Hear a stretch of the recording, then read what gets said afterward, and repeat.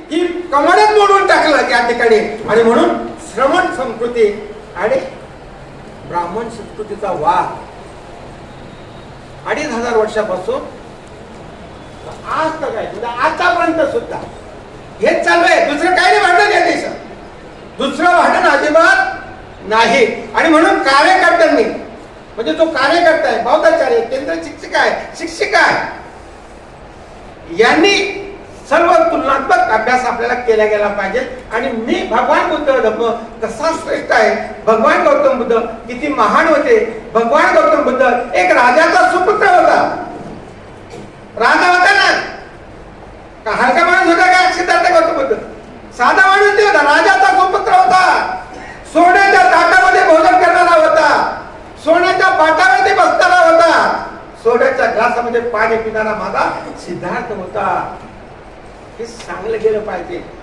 तेव्हा आपण तुलनात्मक अभ्यास करताना या गोष्टीचे आपण दुसऱ्याला प्रतिसाद देऊ शकतो, अन्यथा देऊ शकत नाही. माझे शेजारी ब्राह्मणच राहतात, 45 वर्षापासून ब्राह्मण शेजारी विचले मी गेट एकच आमच्या दोघांचे. ते काही लोक येतात महाराजकडे, माझ्याकडे येतात, ते सांगतात ती बुद्धीकडे जाते, ते कबूल करतात, अगदी प्रामाणिकपणे कबूल करतात. बुद्धी पोट भरण्याचा धंदा आहे. तुम्ही काही बोलू का? मी मला काय करायचं बाबा तू? आता जब तक दुनिया जिंती है तब तक लोग तुम आपके तरफ आने वाले हैं, नाही का? त्यामुळे ते कबूल कर. अगदी प्रामाणिकपणे 45 वर्ष माझ्या शेजारी अतिशय मंगल मैत्री, काही गाणार त्यांचे संस्कार आपले सगळे आपले व्यवस्थित. म्हणजे तुम्ही बाबाने दिसतो मला नाही, मी बुद्धिस्ट आहे, तुम्ही बाबांना आमच्या बुद्धिस्ट वंशातले आहे. बोलण्याची फार पद्धत सुंदर आहे, अगदी मंगल भावनेने बोलतात तुम्ही तसे. आणि म्हणून आपण सुद्धा या तुलनेत अभ्यास करून लोकांना ह्या गोष्टी सांगितल्या गेल्या. ओके, चला पुढचा प्रश्न. बौद्ध धर्माच्या साहित्याचे प्रकाशन करणे.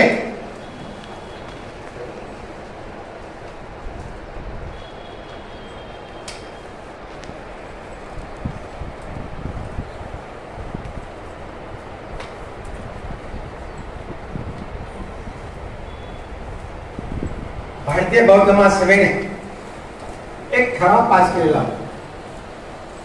आमच्यामध्ये साहित्यिक आहेत, कवी आहेत, लेखक आहेत, विचारवंत आहेत. आणि म्हणून आपल्या संस्थेच्या वतीनं ज्यांना लिखाण करता येत असेल त्या सर्व पदाधिकाऱ्याने आपलं स्वतःचं लिखाण करून त्या पुस्तकाची मांडणी करा. बुद्धाचं असेल, बाबासाहेबांचं असेल, भगवान गौतम बुद्धाचं असेल, इतर महामानवांचे असेल, ते लिखाण तुम्ही सुरू करा. आणि भारतीय बौद्ध महासभेने मी ताईसाहेबाला या ठिकाणी धन्यवाद देईन की त्यांनी कार्यकर्त्यांना सांगितलं की आपले साहित्य निर्माण करा, हे साहित्य लोकांपर्यंत जा. आणि म्हणून आपले साहित्य आता प्रकाशित झालेलं आहे. लेखक भंडारे साहेबांचे पुस्तकं आहेत, एम.डी. सरोदे सरांचे पुस्तकं आहेत, बी.एस. गायकवाड गुरूंचे पुस्तकं आहेत, अनेक साहित्यिकांचे पुस्तकं आपल्या संस्थेमार्फत प्रसारित झालेले आहे. आणि म्हणून संस्थेचा हा सर्वात महत्वाचा जो मुद्दा होता, साहित्य निर्माण करणे आणि माणसापर्यंत ते पोहोचवणे. मग ते कसे जातील? शिबिर आयोजन केले तेव्हाच केले. आता कार्यकर्ता शिबिर या ठिकाणी तिन्ही अध्यक्षांनी घेतलं.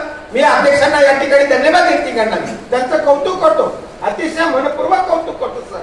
एवढ्या मोठ्या हॉलमध्ये तुम्ही सर्व तालुक्याच्या सर्व पदाधिकाऱ्यांना बोलताना हा भारतीय बौद्ध महासभेचा कार्यकर्त्याचा संदेश लोकीतून घेऊन जाणार आहे. आणि मी माझ्या कामामध्ये कशा प्रकारचा बदल करू शकतो, मी माझ्या कामामध्ये मी याला टर्न ओव्हर कसा करू शकतो, मी लोकांपर्यंत जाण्याचा प्रयत्न कसा करेल, या दृष्टिकोन विशाल दृष्टिकोन ठेवून इथे सर्व कार्यकर्ते आम्हाला हा संकल्प या भूमीतून, या मेडिकल कॉलेज, या लॉ कॉलेजच्या माध्यमातून आम्ही इथून घेऊन जाणार आहे. आणि म्हणून भारतीय बौद्ध महासभेच्या औरंगाबादच्या तिघा जिल्हा अध्यक्षांचे, त्यांच्या संपूर्ण कार्यकारिणीचे मी मनपूर्वक पुन्हा अभिनंदन करतो. आणि म्हणून साहित्य निर्माण करा.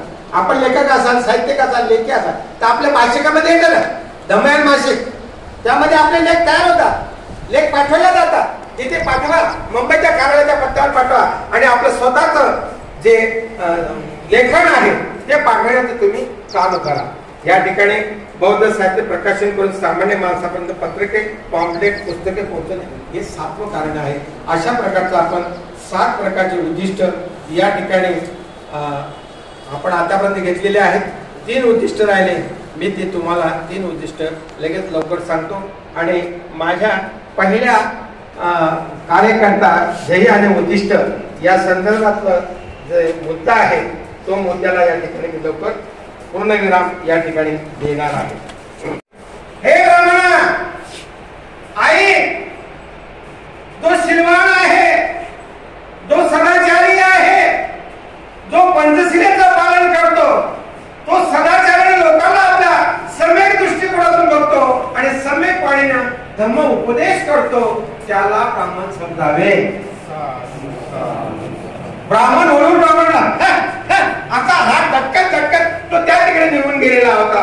आणि म्हणून खरं शिक्षण देतात, खरं शिक्षण आम्हाला जर मोकळीक कोणी केलं असेल, बाबासाहेब एका ठिकाणी म्हणतात की आम्हाला जर खरं फलक त्यानंतर दिला असेल तर ते तथागत भगवान गौतम बुद्धानं या जगातल्या सर्व मानवांसाठी खुलं दान केलं शिक्षणाचं. आणि त्या त्यांच्या संघामध्ये अनेक जाती धर्माचे लोक संघामध्ये सामील झालेले होते.